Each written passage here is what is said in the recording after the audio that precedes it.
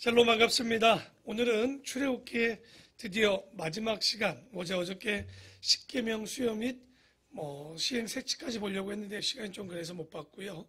오늘은 십계명에 수여하는 장면, 20장의 장면과 그 뒤에 율법에 대한 시행 세치, 작은 부분들을 이렇게 좀 이야기하는 세밀하게 그 원칙들을, 율법들을 보게 될 것이고요. 그리고 25장부터는 바로 이제 성막 건축에 대한 이야기, 그리고 40장까지의 이야기들을 좀 함께 보려고 합니다. 권수는 20장, 장수는 20장 정도 되는 장이지만 실제 내용은 그렇게 많지는 않습니다. 한번 오늘 보면 우리가 출애굽기 20장을 보면요, 십계명을 받는 장면이 나옵니다. 오늘 한번 그 십계명 중에 제1계명과 2계명 한번 내용들을 보면서 3절, 4절, 5절, 6절까지 한번 함께 우리 합독하며 하나님의 말씀 한번 받도록 하겠습니다. 출애굽기 20장 3절에서 6절까지의 말씀입니다. 함께 합독합니다. 너는 나 외에는 다른 신들을 내게 두지 말라. 너를 위하여 새긴 우상을 만들지 말고 또 위로 하늘에 있는 것이나 아래로 땅에 있는 것이나 땅 아래 물속에 있는 것에 어떤 형상도 만들지 말며 그것들에게 절하지 말며 그것들을 섬기지 말라. 나 내 하나님 여호와는 질투하는 하나님인즉 나를 미워하는 자의 죄를 갚되 아버지로부터 아들에게로 3, 4대까지 이르게 하거니와 나를 사랑하고 내 계명을 지키는 자에게는 1000대까지 은혜를 베푸느니라. 아멘. 여기 이제 십계명에 제일 우리가 아는 1계명과 2계명이 나오는데요. 질투하신 하나님이다. 항상 얘기지만 하나님이 질투한다는 얘기는 뭡니까?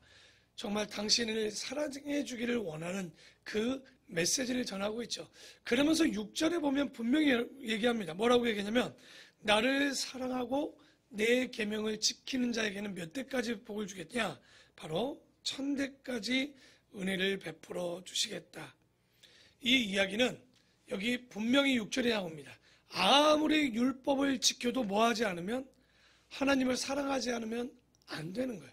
1000대까지 은혜를 베풀어 주시는 건 율법을 지켜서만이 아니라 그 하나님을 뭐하기 때문에? 사랑하기 때문에 그러는 거예요. 여러분, 사랑하지도 않고 율법만 지킨다. 이게 신약시대에 오면 누구랑 똑같습니까? 거짓된 바리새인들과 무엇이 다르겠습니까? 여러분, 바리새인만큼 우리가 율법을 지키겠습니까? 그러지 못합니다. 그럼에도 불구하고 바리새인들을 왜 보면 지금도 그들에게 형식주의라고 얘기하냐? 바로 율법은 지키지만 그 안에 무엇이 없기 때문에 그러냐? 사랑이 없기 때문에 그래요. 우리 또한 교회 안에서 신앙생활을 하지만 그 가운데 교회도 예배드리고 공예배도 드리고 신앙생활을 하지만 사랑이 없다면 그것 또한 형식적인 바리새인들과 동일하지 않을까? 그래서 주님이 1000대까지 복을 주는 건 항상 얘기합니다. 너희들이 그 율법뿐만 아니라 나를 사랑하는 자에게 몇 대까지? 1000대까지는 그 대대로 주님께서 은혜를 베풀어 주시겠다는 거. 그러니까 십계명의 내용은 주님 사랑, 바로 이웃 사랑에 대한 이야기임을 우리가 다시 한번 6절을 통해서 보게 되죠. 그리고 이제 21장부터 보면요, 율법에 대한 시행세칙이 나옵니다. 21장 제목을 봐도 또 그렇죠. 제목이 뭐라고 나왔습니까? 성경에 종에 관한 법이다. 이 보면 강자가 아니라 어떤 내용으로 먼저 시작합니까? 약자들에 대한 이야기들을 좀 하고 있죠. 보면 이 이야기들을 통해서 우리가 봐야 될 것은 법을 집행하는 이유와 법 정신이 무엇인지를 좀 살펴봐야 돼요. 그러니까 법을 집행하는 이유가 있을 것 아닙니까? 그리고 법 정신이 어떤 정신을 갖고 이 법을 지켜야 되는지 먼저 봅시다. 법 집행 이유가 뭡니까? 그 목적이 뭘까요? 법은요, 사람을 위해서 있는 법입니다. 그러니까 우리가 이 이유와 목적을 정확히 알아야 되는데 법이 필요한 이유가 바로 이런 정치, 공평을 통하여서 사람을 위한 법이라는 거예요. 그러기 위해서 상대적으로 강자보다는 누구에게 먼저 초점을 맞춰줬냐면 약자에 초점이 있는 거예요. 그래서 21장에도 보면 바로 종들에 대한 법들을 이야기를 하면서 억울한 사람이 없어야 되는 거예요, 법은. 그리고 수고하고 어려운 사람을 배려하는 게 법이라는 겁니다. 다시 말해서 법 집행의 이유가 뭐라고요? 누구를 위해서? 사람을 위해서 있다는 거. 아마도 우리에게 일어난 문제를 혼자 풀 수가 없어요. 혼자 하면 감정이죠. 이에는 이, 눈에는 눈. 그 또한 이에는 이, 눈에는 눈으로 갚으란 얘기가 아니라 그 이상을 하지 말라는 그런 말씀인데요. 여기 보면 사람이 보면 죄성에 따라 살아가기가 쉬워요. 그렇기 때문에 이 법을 주시고 시행색칙을 주면서 사람을 위한 법임을 잊지 않도록 이야기하죠. 그래서 우리가 20장에는 뭡니까? 하나님 사랑에 대한 이야기들을 잠시 보였다면 21장부터 이하에 보면 사람 사랑에 대한 이야기를 하고 있는 거죠. 그러니까 율법을 주신 목적은 누구를 위해서 주신 거예요? 사람을 위해서 주셨다는 것을 잊지 말아야 되고요. 그러면 법 정신은 뭘까요? 법의 기초는 무엇일까요? 그 정신은 뭐냐? 여러분, 법을 지켰는데 내가 불이익이 당하면 법 지키겠습니까? 그래서 법 정신의 기초는 뭐냐면 법을 지키는 사람들에게 유익이 있어야 되는 거예요. 그게 법 정신이지 않겠습니까?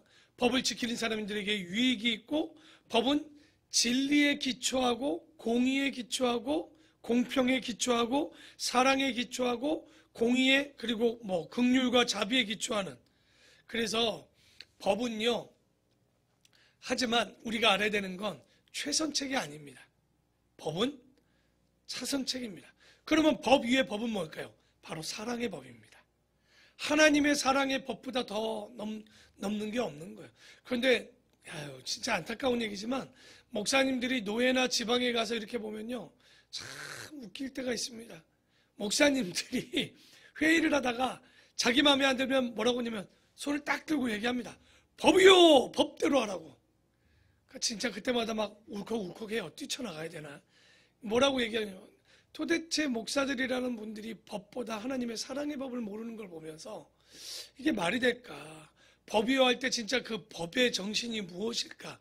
법의 기초가 무엇일까? 법을 지키는 사람들의 유익을 얘기하는 것인가? 아니면 사랑을 두고 그 목적과 이유를 가지고 법을 지키는 것인가? 참 안타까울 때가 있습니다. 역시나 목사님들도 죄 가운데 있기에 별다를 바가 없음을 또 깨닫게 되지만 우리가 그래서 이 시행세칙과 십계명을 받으면서 20장부터 24장까지 그 법들을 읽어가 보면 이런 법이 있구나 이렇게도 보겠지만 정말 약자들을 위한 공평과 공의의 법이군. 그것을 지키면 이것이 바로 정치가 될 수 있는 사람을 위한 법이요 하나님을 사랑하는 법임을 우리에게 좀 보여주고 있고요. 이제 마지막 6번째, 원래는 5번째로 끝낼 수 있습니다. 근데 십계명 수요 및 시행세칙을 좀 따로 띄어서 6번째까지 지금 보고 있는데요. 그래서 6번째 보면 성막 건축에 대한 이야기가 25장부터 나오죠. 여러분, 십계명을 수여하고 이제 시행세칙을 준 이후에 마지막 성막을 건축합니다. 사람들이 레기가 어렵다고 그러는데 솔직한 얘기하면 출애굽하면서 출애굽이 안 되는 이유가 뭐 때문에 그럴까요? 바로 지금 보는 출애굽기 25장부터 40장까지 읽는 게 너무 어려워요. 그림으로 보여주면 될 텐데. 근데 여러분 보십시다. 읽는 것도 어려운데 짓는 건 얼마나 어려울까요? 그것도 광야에서 짓는데 얼마나 어려울까요? 광야에서 재료를 구하는 것도 그렇지만 그곳에 성막을 짓는 건 결코 쉽지가 않는 거예요. 그래서 여러분이 조금은 버거워도 이 한 15장 이상에 되는 이 장들을 보면서 너무 어렵다 하지 마십시오. 성막을 이거 청실홍실 매면서 얼마나 이게 또 얽히고 설켜서 힘들겠습니까? 그러니까 이 어려움을 이해하시고 그 만드는 분들을 생각하면서 좀 버겁지만 그냥 쭉 읽어내시면 좀 되지 않을까 싶습니다. 그래서 여기 보면 성막과 성전을 좀 보면요, 크게 상관이 없습니다, 여러분. 그러니까 성막이 성전된 것처럼 우리가 모양새는 그렇게 있지만 의미는 기억해야 되겠지만 실제 성막에 대한 이야기들을 우리가 여기 기록하고 있잖아요. 먼저 한번 살펴보면 여러분 성막 세미나가 한 90년대 때 굉장히 유행했습니다. 어떤 교회와 목사님이 성막을 처음 우리나라에서 지어놓고 세미나를 굉장히 많이 했어요. 그 의미를 따지고 여러 가지 했지만 여러분 히브리서 9장 5절에 보면 히브리 기자가 이렇게 얘기합니다. 성전에 대해서, 성막에 대해서 낱낱이 기록할 수 없다라고 해놨습니다. 그러니까 그 의미와 그 모양새나 이런 것 또한 낱낱이 기록할 수도 없기 때문에 여러분은 보고 약간의 의미만 알면 되지 뭐 이 모양이 뭐니 그렇게까지 할 필요는 없는 것 같아요. 그러면서 이제 성막 건축의 25장에서 31장까지 이야기를 하는데 거기는 뭐냐? 여러분 집을 지을 때 제일 먼저 필요한 게 뭡니까? 설계도죠. 바로 청사진입니다. 설계도를 보여주고 있는 장면이 출애굽기 25장에서 31장까지의 이야기예요. 여러분 성막은 뭐고 성전은 뭐예요? 그 정도는 구분해야 되는데 성막은 천막입니다. 천막. 성전은 건물이죠. 일단은 비교해 본다면 그런데 이 두 개를 보면 성막과 성전의 차이가 있습니다. 성막은 누가 만들어 주시고 누가 청사진을 준 거예요? 하나님께서 만들라고 시키시고 설계도까지 준 건 성막입니다. 성소라고도 부르죠. 그러면 성전은 뭘까요? 하나님이 지으라고 한 것이 아닙니다. 이것은 다윗이 자기의 집은 좋은데 하나님이 거하실 곳이 너무 오래되었잖아요. 500년이 넘었으니 그 성막이 얼마나 여러분 아무리 좋아도 500년, 우리 교회가 10년 되니까 여기저기 필름이 떨어지고 고장이 시작됩니다. 그런데 아무리 가죽으로 지어도 500년이 지나면 어떠겠습니까? 그러니까 아닌 거죠. 그 모양새도 이제 벗개만 남았지만 그 모습들을 보면서 어떻게 되는 거예요? 아, 지어야 되겠다. 바로 다윗과 솔로몬이 사람이 짓고자 하여 하나님께 지어드린 것, 지을 수 있도록 요청한 것이 성전입니다. 그리고요, 성막은요, 잘 읽어보시면 출애굽 이제 민수기나 민수기 정도에 보면 나오죠. 그 성막을 치웠다가 그 드는 사람들 나오죠. 레이지파전 그 몽도 천막을 치는 사람들, 그 밑바닥을 듣는 사람들 막 다 그런 것들이 나눠질 거예요. 다시 말해서 쉽게 이동하도록 만들어준 게 뭡니까? 성막이죠. 그래서 제가 이 성막을 볼 때 성전하고 비교를 해보면 모양새는 성전이 좋지만 왜 성막을 함께 하셨을까?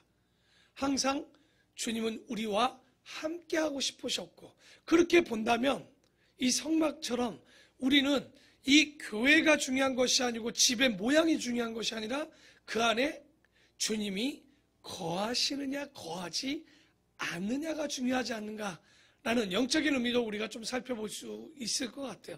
아무리 집이 좋아도 우리가 지난주에도 얘기했죠. 아무리 내가 돈이 많고 집이 좋아도 그 안에 누가 없으면 불행한 거예요. 하나님이 계시지 않으면 불행한 인생을 살듯이 이 성막은 우리와 함께 거하고 어저께도 우리가 어제도 말씀하셨지만 불기둥과 구름기둥으로 거하시는 분, 하나님이 항상 우리와 함께 거하시고 우리와 동행하고 싶어 하시는 주님을 보는 것이 성막이지 않는가 싶습니다. 그래서 우리는 건물이 아니라 누가 우리와 함께 하느냐가 중요한 것을 우리가 성막을 좀 볼 수 있고요. 그러니까 성막과 성전이 다른 거죠. 하나님이 짓도록 만든 것과 사람이 짓고 싶어서 하나님께 요구했던 내용. 그러면 자, 이 아름다운 본교회 여기는 뭡니까? 여기 본당을 우리는 뭐라고 그래요? 교회를 성전이라고 여러분 성전인데 들어오셔서 커피 드시면 안 됩니다. 들어오셔가지고 막 이런 거 하면 안 돼요. 성전이라고 얘기한다면 왜냐하면 성전과 교회는 달라요. 성전은 어느 게 성전일까요? 이제 고린도전서에서는 주님이 거하시는 곳 성전이고요. 먼저 본다면 예루살렘 성전만이 성전이에요. 그것도 법궤가 있었을 때 성전이지 법궤가 없을 땐 그것 또한 성전이라 부를 수 있을까 싶지만 어쨌든 교회는 구약시대의 성전이 죄송한데 아닙니다. 왜냐하면 성전은 예루살렘 한 곳에만 있고 그러니까 유대교와 기독교는요 중요한 게 하나 있습니다. 뭐냐면 말씀 중심의 교회 예배입니다.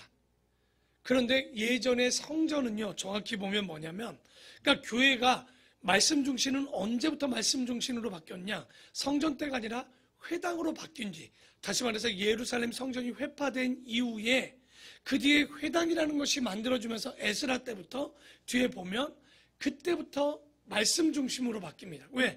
예루살렘에 갈 수는 없고 무너져 있고 우리는 자기들은 페르시아에 있으니까 성전에 가지 못하니까 모여서 뭐 한 거예요? 회당을 짓고 말씀을 나누기 시작한 거예요. 교회는 여기서 더 그 모습을 따라오는 거예요. 그러니까 교회는 말씀 중심의 예배라면 성전은 뭡니까? 의식 중심의 예배입니다.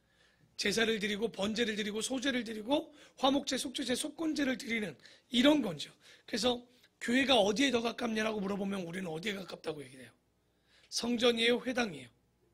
정확히 얘기하면 회당에 더 가깝습니다. 그러니까 제가 여러분이 그래도 차 마셔도 크게 뭐라고 안 하는 이유가 바로 우리가 성전이라면 옛날 같으면 여러분 여기 못 올라옵니다. 아시죠? 옛날 목사님 교회들 보면 이 강단에도 못 올라오게 했어요. 아마 그 느낌을 분리하는 느낌도 있고 여러 가지도 있고 성전에서 음료수 마신다 여러분 큰일 납니다. 옛날에 택도 없는 일일 거예요. 20년 전만 해도 교회 성전 안에 음료수 못 갖고 들어옵니다. 진짜 목사님들이 많이 혼냈어요.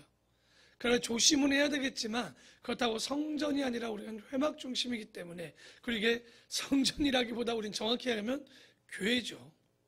교회라는 것 예수 그리스도가 머리 대신 교회로 우리가 인정하는 게 더 맞는 거죠. 그래서 우리가 성전과 그리고 성막과 성전과 교회에 대한 이야기도 좀 우리가 조금은 알고 있어야 되지 않나 싶습니다. 자, 출애굽기 25장 2절을 한번 보면 그러니까 성막을 지으려고 할 때 모세가 그들에게 무엇을 갖고 올 때 이런 마음을 가지고 하나님께서 말씀해 줍니다. 다 같이 한번 읽어볼까요? 2절입니다. 시작.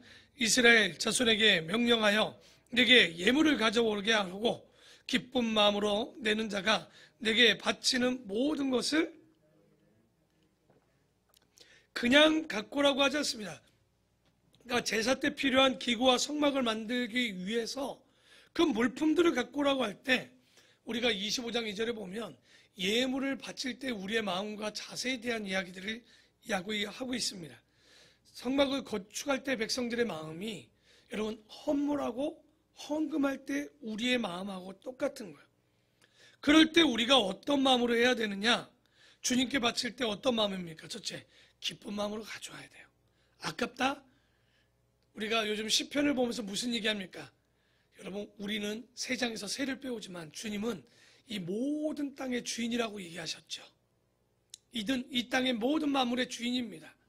다시 말해서 여러분이 소를 가지고 오던 새를 가지고 오던 양을 잡아오던 그것이 의미가 있지 않아요. 진짜 중요한 건 우리가 사무엘상에도 얘기하지만 하나님은 외모가 아니라 무엇을 보신다고 맨날 얘기합니까? 우리의 중심을 보시는 거죠. 그래서 우리의 자세를 좀 봐야 되는데 그래서 우리가 건축하는 원리나 예물을 드리는 원리를 보면요 항상 즐거운 자만 가지고 오라는 거예요. 제가 우리 교인들에게 종종 부탁하는 게 있죠. 교회 사반열로 나뉘었는데 밥하기가 귀찮고 그것에 대한 불만이 있다. 그러면 저는 진심으로 얘기합니다. 멈추셔도 됩니다. 차라리 그 불평하고 원망하면서 밥을 짓거나 교회 청소를 한다면 항상 얘기해요. 여러분이 안 하면 제가 다 상급 받으면 돼요. 굳이 그거 여러분이 안 하셔도 우리 교회가 2만 평입니까? 10,000평입니까? 그 충분히 혼자 해도 할 수 있는 청소의 내용들이고 시간입니다. 그러니까 그 이야기는 감사가 없으면 안 하는 일만 못하다는 얘기예요. 저는 그 근본에 바로 오늘 보게 되는 출애굽기 25장 2절의 말씀이지 않는가. 기쁨이 없으면 드려봐야 은혜가 되지 않는 거예요. 절대로 뭐 하지 말라는 거? 억지로 하지 말라는 겁니다. 우리 뒤에 보시면 그 다윗이 성전을 짓지 못하죠. 왜죠? 피 묻은 손이어서 그런 거예요. 여러분 피 묻은 손으로 드려진 모금도 하지 않아야 되는 거예요. 그런 손으로 갖고 오는 예물은요. 여러분 종종 가다 예전에 그런 분들이 있어요. 제가 건축하는데 물장사를 해서 목사님 돈을 많이 물장사가 뭡니까? 술 팔아서 돈 많이 벌었고 건축하고 하겠대요. 어떤 분이 또 그런 여러 가지 그러니까 이게 뭐냐면 불로소득이나 혹은 땀 흘리지 않은 것들 쉽게 번 돈들 남의 등쳐봐서 갖고 온 돈으로고 가지고 교회가 부자가 되면 그게 부자겠습니까? 아닌 거죠. 하나님 받지 않으신다는 거죠. 그래서 교회 건축이 좋은 일이지만 좋은 일수록 더 거룩하게 분별된 것들을 드려야지만 하나님이 기쁘게 받고 존중받고, 그것이 우리가 주님께 드리는 예물의 원칙이지 않는가. 그래야 복 받는 거예요. 여러분, 구약 성경을 잘 보면 영적인 이야기를 합니까? 이 땅의 이야기를 합니까?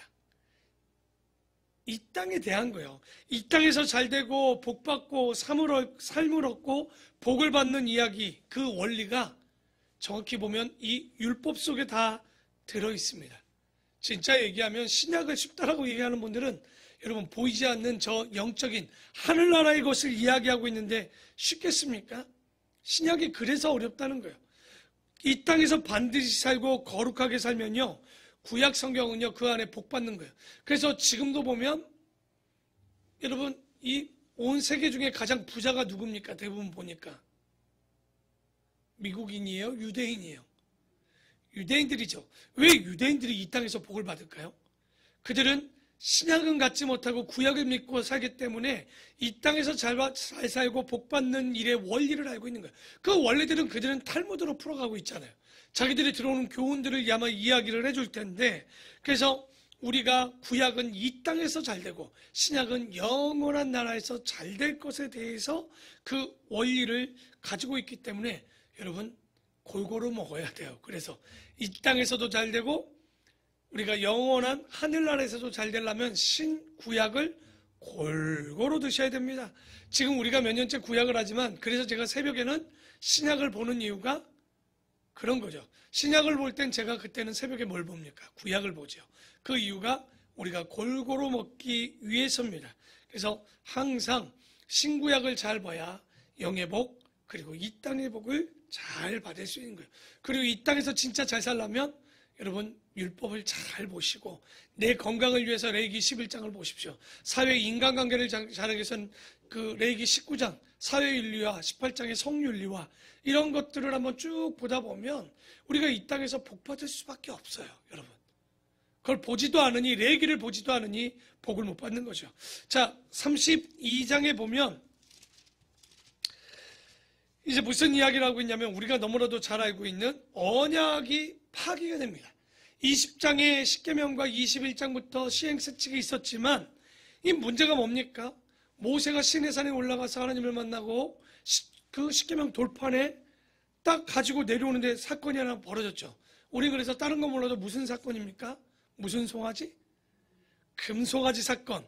그 형 아론이 이스라엘 백성들의 닭달에 못 이겨서 송아지를 만드는 일이 벌어졌어요. 왜? 모세는 내려오지도 않고, 안 내려오면 찾으러 가야죠. 난 이거 보면서 되게 서운하더라고. 목사가 사라졌는데 아무도 찾으러 안 와. 그러니까 적어도 모세가 안 왔으면 찾으러 가든지 뭔가를 액션을 취해야 되는데 한다는 짓이 뭡니까? 아론에게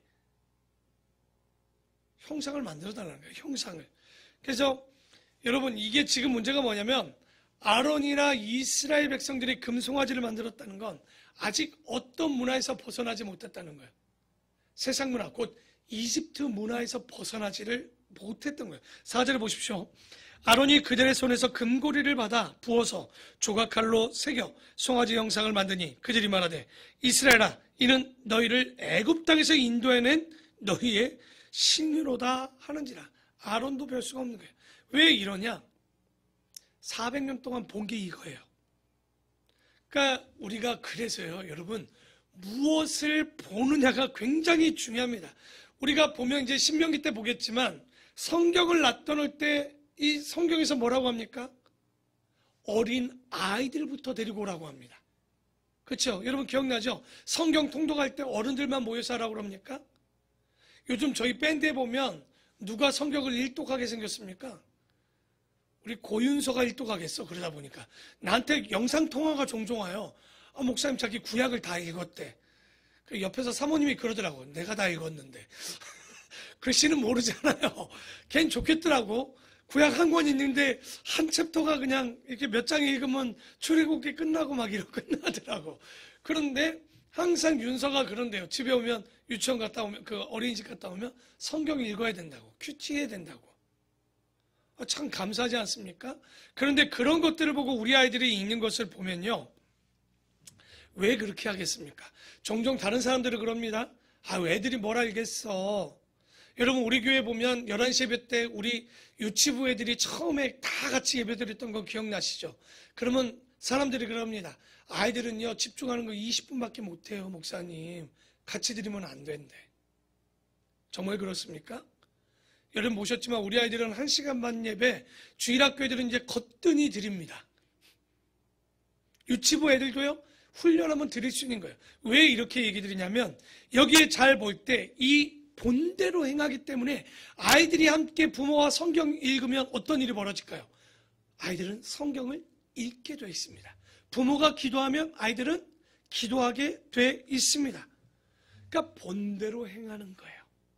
지금 2021년 우리가 성경을 읽고 기도하고 큐티하고 이 모습은요, 진짜는 누구를 위한 일일까요? 먼저는 하나님이요, 두 번째는 우리 자녀들을 위한 일일 수 있습니다. 그래서 일부러, 저는 진짜 여러분에게 드리지만 일부러 아이들 앞에서 숨어서 기도하지 마시고 대놓고 기도하시고 일부러 그들 앞에서 성경 읽으십시오. 그것이 오히려 그 자녀들이 부모를 기억하는 일입니다. 우리 어머니는 기도하는 엄마, 그리고 말씀 보는 아버지. 이게 머릿속에 남으면 자기들이 가정을 이루면 어떡하겠습니까? 동일한 일들을 하는 거예요.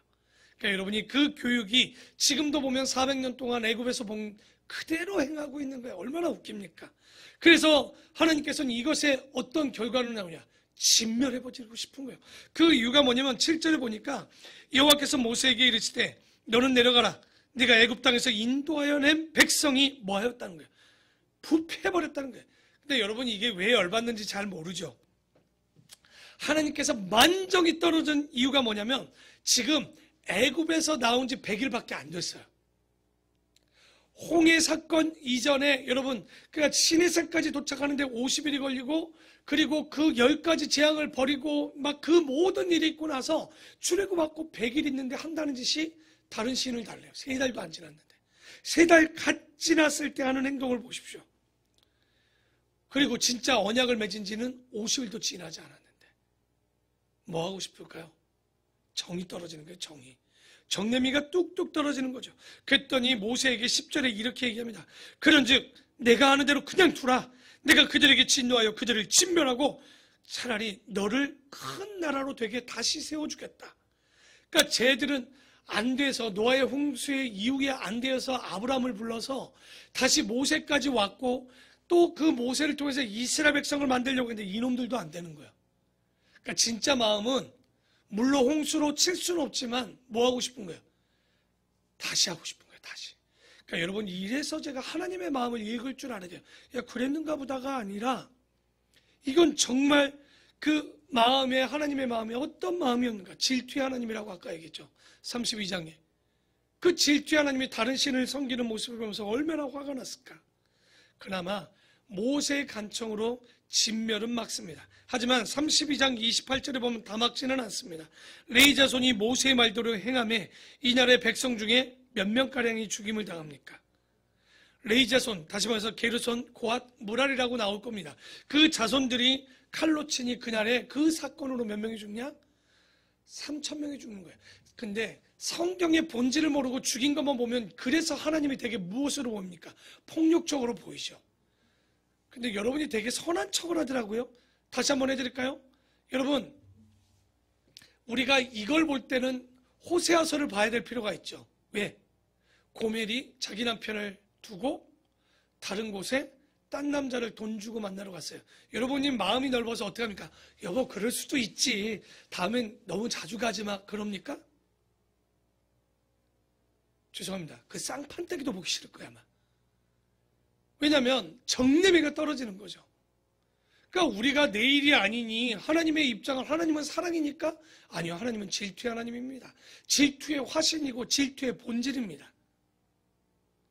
우리가 아버지의 마음을 본다면 3,000명을 죽이는 게 목적이 아닌 거예요.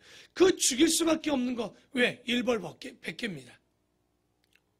왜냐하면 한 번 가르치지 않으면 이들은 또 이 일들을 할 수 있는 거예요. 광야는 민수기는 무슨 책이라고 그랬습니까? 레기를 가지고 뭐 하는 거예요? 훈련할 때 여러분 일벌 100개가 중요한 이유가 보여줘야 되는 거예요. 그래서 우리 군대 가신 분들은 알잖아요. 갑자기 딱 열애 그러면 뭡니까? 뒤에 가서 엄청 부릅니다. 근데 딱 그거 보면 뭐 해야 돼요? 정신 바짝 차리죠. 나는 안 굴러야지. 왜냐면 이게 군대 간 분들은 알 거예요. 열애 당하면 뒤에서 얼마나 구르고 선착순하고 죽도록 힘든지. 아마 이 3,000명 가슴은 아프지만 그렇게 안 하면 200만 명이라는 사람들이 한두 명 죽여가지고 그들에게 벌을 줘갖고 깨달을까요? 못 깨닫습니다. 3,000명 많아 보이지만 200만 명 중에는 몇 명 되지는 않는 거예요, 이게. 그래서 그런 마음이었음을 봐야 되고요. 그런데 왜 그럽니까? 자, 33장 3절 읽고 우리 마무리합시다. 3절입니다. 시작. 다시 읽겠습니다. 33장 3절입니다. 시작.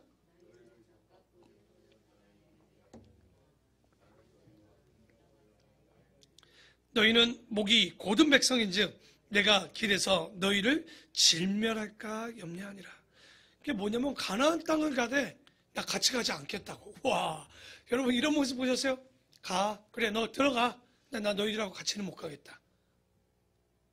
여러분 어떤 마음인지 아시겠습니까? 하나님이 지금 용서는 모세 때문에 하기는 했는데 분이 풀리지가 않는 거예요. 지금 굉장히 하나님의 모습에 인간의 모습, 사람들의 습성, 그러니까 왜냐면 우리가 하나님의 형상 아닙니까? 얼마나 마음이 어려운지 3장 33 목이 곧다 완악하다는 거죠. 저 고집 부리는 모습을 더 이상 뭐하고 싶지 않다는 거예요. 보고 싶지 않은 거예요. 너무 속상하는 거예요. 하나님도요, 사람이 마음이 들지 않으면 함께 하고 싶지 않은 거예요. 에스겔서에서 에스겔이 환상이 맞죠. 예루살렘에서 누가 떠나는 장면을 봅니까? 하나님께서 성전을 떠나는 장면을 보았잖아요. 여러분, 주님이 우리 가운데 떠나실 수도 있습니다. 그러니까 원래는 잘 보십시오. 25장부터 40장까지의 이야기는, 그리고 35장부터 40장은 다시 이제 성막을 건축하고 이 내용들이 나오는데요. 성막 건축의 의미가 뭡니까? 내가 너희들과 함께하고 싶다는 게 목적이었는데 지금 33장의 내용을 보면 뭐합니까? 너랑 함께하고 싶지 않은 거예요. 여러분, 우리가 주님의 마음을 좀 읽어낼 수 있는 신앙이 좀 되었으면 좋겠습니다. 그래서 우리가 33장 여기의 이야기로 마무리하면서 주님이 성막을 짓는 건 뭐 하고 싶다라는 거예요? 우리와 함께 하고 싶은 거예요. 우리가 그 마음들을 좀 읽으시고, 자, 여러분도 이제는 정리하셔야 돼요. 출애굽기 하면 5가지만 기억하면 돼요. 6가지도 안 해도 됩니다. 첫째는 뭡니까? 하나님의 영상으로 보시는 분들도 예배드리는 분도 첫째 뭐죠? 하나님의 사람 준비. 두 번째 하나님의 자기 계시.